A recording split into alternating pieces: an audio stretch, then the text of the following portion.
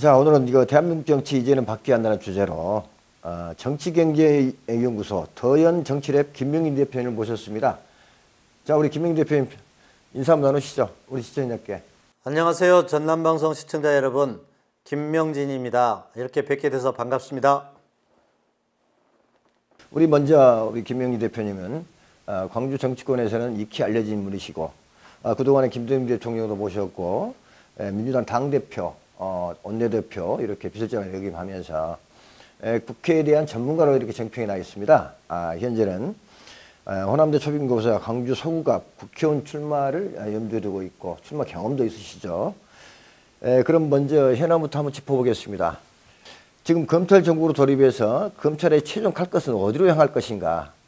이건 이제 부분적인 정치권의 해석이지만 문재인 전 대통령과 이재명 당대표가 최종 목표가 될 것이라는 이러한 분석들이 나오고 있습니다. 먼저 이에 대해서 우리 김 대표님 어떻게 보십니까? 그렇습니다. 검찰이 탈북어민 북송 사건 관련해서 노영민 전 대통령 비서실장을 불러 조사를 했고요. 서욱 국방부 장관과 김홍희 해경청장은 이 구속영장이 청구됐습니다. 좀 지나서 이제 박지원 전 국정원장 그리고 서훈 안보실장이죠. 이분들도 곧 소환이 될 것 같습니다. 이 사건은 모두 문재인 대통령을 조사하기로 하는 그런 전조로 보이고 또 말씀대로 대장동 위례 신도시 개발 사업자로부터 불법 정치자금을 수수했다, 대선자금을 수수했다는 이유로 이재명 후보의 최측근이죠. 김욱 민주연구원 부원장을 긴급 체포했습니다. 그리고 더 나가서 민주당사가 들어있는 민주연구원에 어젯밤에 압수수색이 들어와서 의원들이 국정감사를 하다가 중단하고 전부 모여들었죠. 그래서 압수수색은 불발이 됐습니다만은 민주당과 검찰이 정면 충돌하고 있습니다. 이 건은 이제 이재명 대표를 겨냥한다는 게 여의도의 파다한 정설입니다. 최근 김문수 노사정위원장, 정진석 비대위원장, 권성동 의원 등 여권의 색깔론 발언, 정치적 의도가 있어 보이는데요. 어떻게 보십니까? 김문수 노사정 경산호 위원장의 막말, 정진석 비대위원장, 권상동 의원 이런 분들이 최근에 친일, 색깔론 발언들이 계속 연이어져 나오고 있습니다. 그런데 이런 막말 무항한 퍼레이드가 그칠 줄을 모르고 있어요.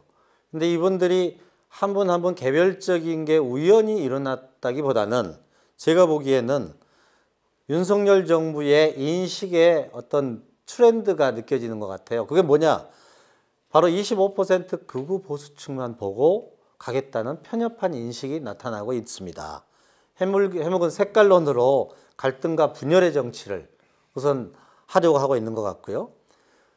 그 근본적인 문제는 이런 강경 보수 유튜버인 김문수 위원장 이런 분들을 경산호 위원장으로 임명한 인사권자 윤석열 대통령의 그런 인사관으로부터 기인이 된다고 생각합니다. 경산호위원회가 뭡니까? 이게 노사, 여야 의견을 경청을 하면서 공감대를 넓혀가지고 낮은 자세로 여러 이 노사의 미래 발전 전략을 마련해서 그걸 진언을 하는 그런 기구이거든요. 그런데 대화 상대인 민노총을 무슨 김정은의 기쁨조다 이렇게 이야기를 한 노사정 경산호 위원장하고 대화가 되겠습니까? 옛날에 우리 경산호 위원회가요, 잘 아시겠지만은 그 한광옥 대표 IMF 때 IMF를 극복하기 위해서 김대중 대통령이 처음에 만든 게 노사정 위원회예요. 그 후신이 이제 경산호로 이름이 바뀌었는데 그 당시에는 IMF를 극복하려고 하는 노사 간의 갈등 문제가 크기 때문에 이걸 해결하려면은 바로 DJP 연합을 해놓을 정도로 그런 경청과 조정력과 정치력이 있는 한강욱 대표 이런 분을 만들어가지고 성공적으로 마무리가 됐거든요. 바로 그런 분들이 필요한데 김문수 위원장은 과거에 노동운동을 했다고 하는데 벌써 30년, 40년 전에 했던 분입니다. 그 뒤에 보수 극우 유튜버가 돼가지고요. 거기에 내용들 보면은 도대체 입에 담기 어려울 정도의 내용들이 많습니다. 어떻게 그런 분들을 그런 사회적인 대화기구에 장으로 임명을 하게 됐는지 참 그 인사관에 문제가 있다고 보고요. 지금 노사관은요, 주 52시간 문제라든지 정년 연장, 그리고 중대재해법, 비정규직 문제, 이런 갈등 소지가 큰 현안이 한두 가지가 아닙니다. 뭐 어떤 분들은 개인의 사상의 자유라고 하는데, 개인의 사상의 자유와 이런 사회적 대화의 기구의 수장, 이런 건 굉장히 따로 판단이 돼야 되는 거죠. 균형 잡힌 소통이 요구되는 자리에 그런 강경 보수 우파 김문수 위원장 같은 사람을 임명한 윤석열 대통령의 인사의 문제라고 저는 생각합니다.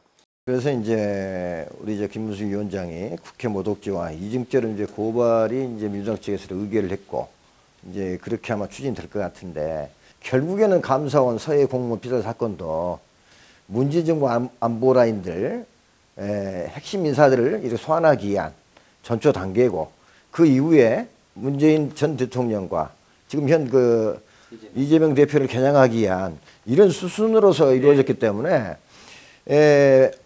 답변도 질문도 서로 극과 극으로 치닫고 있습니다. 지금 이제 윤석열 정부는 거칠게 예상을 해본다면은 지금 야당이 국회를 장악하고 있어서 아무것도 되지 않는다. 그리고 여당도 국민의힘도 윤석열 친정 체제를 구축해야 된다. 그러니까 거기 걸림돌이 되는 뭐 장애물이 되는 이준석은 축출 제거하고 그러지 않습니까? 그러면은 이번에 전당대회 때 반 윤석열 쪽에 유승민 이런 분들이 되는 것은 눈에 흙이 들어와도 못 볼 거예요. 그렇지만은 어설픈 후보를 내세워 가지고 유승민에게 패배하면 이거 안 되기 때문에 확실하게 친윤 인사 중에서 당권을 잡을 수 있는 이런 걸 생각하다 보니까 나경원은 저출산 고령화 부위원장을 줘서 사전에 정리하고, 지금 뭐 이제 안철수도 이미 아닌 것 같고, 뭐 권성동, 김기현, 뭐 또 뭐 조경태 이런 분들이 있지만, 이런 분들도 아직 미덥지가 않아서 시간을 좀 더 가져가면서 최소한 지금 권영세 장관이나 원희룡, 더 나아가서는 뭐 한동훈 장관까지 국회 출마 전에 당대표까지 시켜야 된다는 주장도 하고 있는 것이, 그 시나리오가 친윤 성향의 국민의힘을 구축하고, 그리고 총선 때 소위 검찰 국가를 만들 수 있는 그런 친윤 인사들을 전부 공천을 해가지고, 그래서 전국을 윤석열 대통령 중심의 어떤 전국으로 만들어가자라는 이제 거친 시나리오를 예상을 해볼 수 있겠습니다. 거기에 맞춰서 하면은 이런 것들이 좀 다 해석이 되는 거죠. 바로 감사원 서해 공무원 피살 사건 감사라든지, 뭐 동해 탈북호민 북송 사건, 이런 수사들이 지금 진행되고 있는데, 이 모든 것들은 되게 안보 NSC 상에서 저 고위층에서 결정된 문제인 거고, 이런 사안들을 소위 종북몰이 이런 생각으로 수사를 강행을 하고 있어서 이런 파열음이 나고 있는 것 같아요. 감사원도 지금 시끄럽습니다. 유병호 감사원 사무총장과 이관석 국정기획수석관 문자를 놓고 논란이 많습니다. 또 이와 관련해서 격돌이 되고 있는데, 여기에 대한 뭐 내용도 한번 이제 짚어보시죠. 유병호 사무총장, 감사원 사무총장이 이관석 국정기획수석에게 문자를, 뭐 보고성 문자를 보내주는 게 포착이 돼서도 문제가 되지 않았겠습니까? 바로 이런 것 때문에 청부감사다, 정치감사다, 이런 지적들을 야당이 하고 있는 거고요. 감사원에서 최근에 이제 서해 피격 사건 관련해 가지고 문제가 된 게, 한자가 적어진 구명조끼가 발견됐고, 그 이대준 씨가 붕대를 감고 있었고, 어디 중국 어선에서 뭐 올문교 탔다가 다시 뛰어들었다, 이제 이런 처음 들어본 얘기들이 나왔어요, 감사원에서. 그러니까 그게 앞뒤가 안 맞는 겁니다. 만약에 그 이대준 씨가 중국 어선에서 승선해가지고 치료를 받았다면, 그 왜 다시 바다로 뛰어듭니까? 아니면 왜 거기 뭐 중국 어선에서 떨어뜨렸습니까? 그런 거에 대해서는 아무런 설명 없이 그냥 한자가 박혀진 이 구명조끼가 발견됐다, 이런 얘기들은 박지원 원장 같은 경우에는 모든 NSC 회의에서 한 번도 들어보지도 못한 얘기가 감사원 조사에서 나와진 거예요. 그 근본적으로는 이대준 씨 그 피격 사건은 모든 게 다 북한 수역에서 일어나는 사건이잖아요. 그러면은 유일하게 한 게 그 SI, 소위 스페셜 첩보, 이거에 근거하는 것밖에 방법이 없어요. 현재까지도 국방부도 그렇고 해경도 뭐냐? 월북 추정 판단이 결론입니다. 왜? 본인의 진술이 있습니까? 사망하셔서? CCTV가 있습니까? 북한에서 일어나는 일이어서 우리가 조사를 현장 검증을 했습니까? 못하기 때문에 월북으로 추정된다고 판단 평가를 국방부에서 한 거예요. 그러니까 해경이 입장이 바뀐 게 아니에요. 월북 추정 판단 그건 같은데 월북이 아니라는 증거도 발견될 수 없었다. 이런 모호한 사안이라는 거죠. 요즘은 이제 대북 문제가 심상치가 않습니다. 그래서 이제 한국형 삼축 체제와 미사일 방어막 무료화를 시도하고 있다.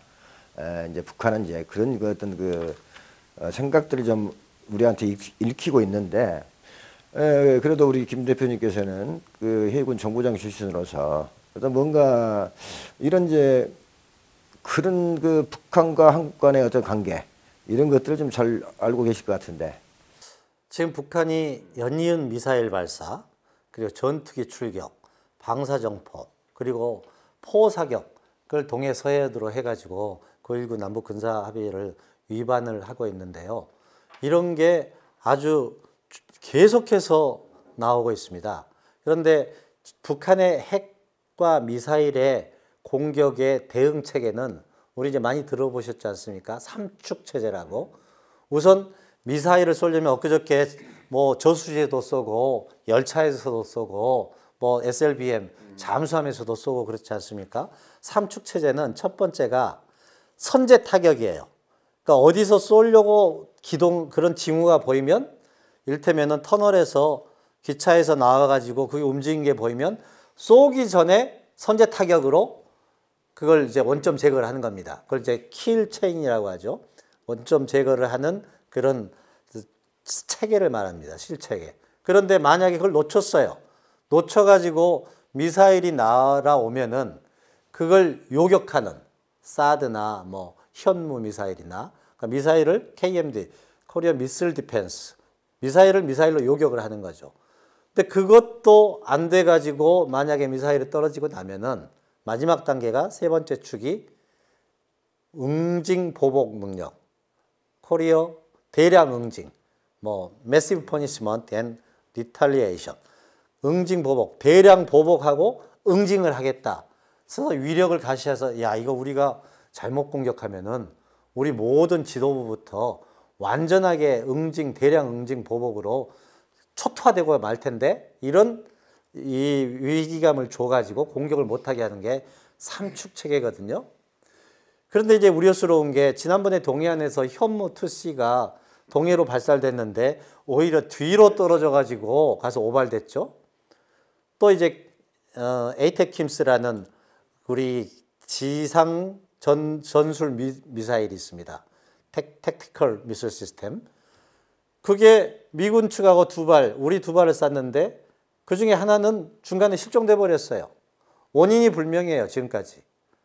그러니까 삼축에서 제일 선제적으로 피해가 없을 선제 타격할 킬체인의 기능이 지금 굉장히 염려스럽게 되고 있는 거죠. 그래서 이제 저쪽에서는 핵무장을 하게 되니까 우리 여권 인사들은 뭐 정진석, 권성동 뭐 할 거 없이 우리도 핵무장을 해야 된다.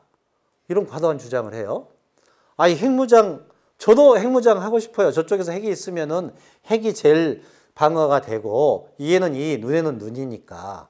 그런데 우리 한반도의 미국의 전략이 비핵화 전략 아닙니까? 비핵화 전략 때문에 북한에서도 핵무기를 갖지 마라, 핵무기를 해체하라, 핵무기를 포기하라, 이렇게 주장하는 근거가 되는 겁니다.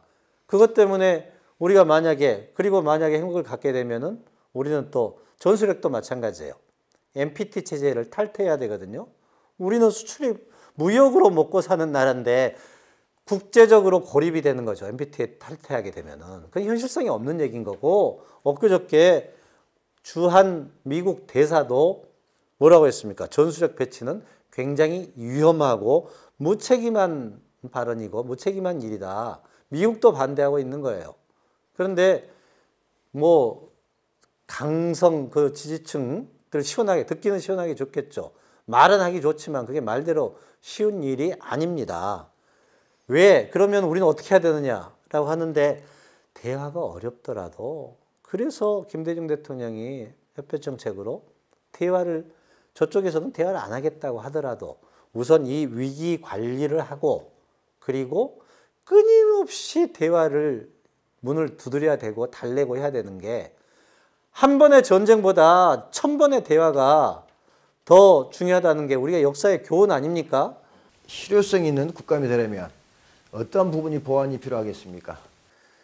그 국감이 사실이 이제 국회의원들이 꽤 몇 개월 전부터 오랫동안 준비를 합니다. 국감은 보좌진들도 한 뭐 여름 때부터 준비를 해요. 많이 준비를 하게 되는데 이게 맹점이요.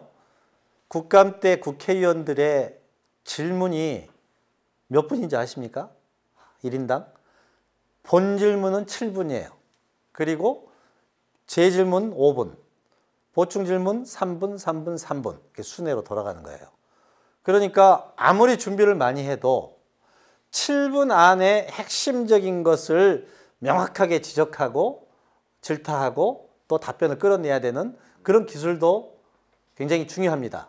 근데 그 기술이라는 게 모든 사안에 대해서 의원들이 완전히 숙지하고 그걸 완전히 이해를 하고 있을 때 가능한 것이죠.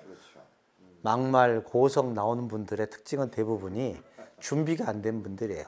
준비가 안 된 분들이 그렇게 되는 거고 제가 이제 국감에 대해서 오랫동안 국감을 제가 원내대표실에서 있으면서 준비를 많이 해본 경험으로 봐서는 행정부는 국감을 굉장히 무서워하는 게 위증을 하면 처벌받지 않습니까?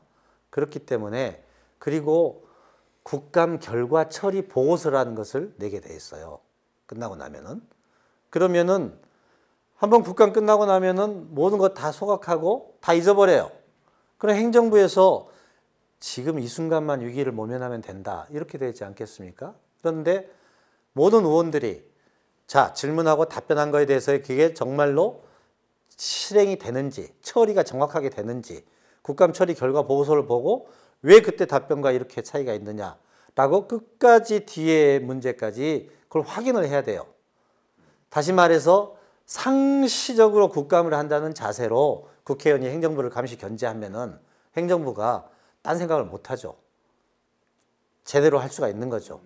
그게 이제 굉장하게 중요해요. 그러려면은 우리 국회의원들이 24시간 365일 의원회관에 불이 켜져야 된다고 생각해요.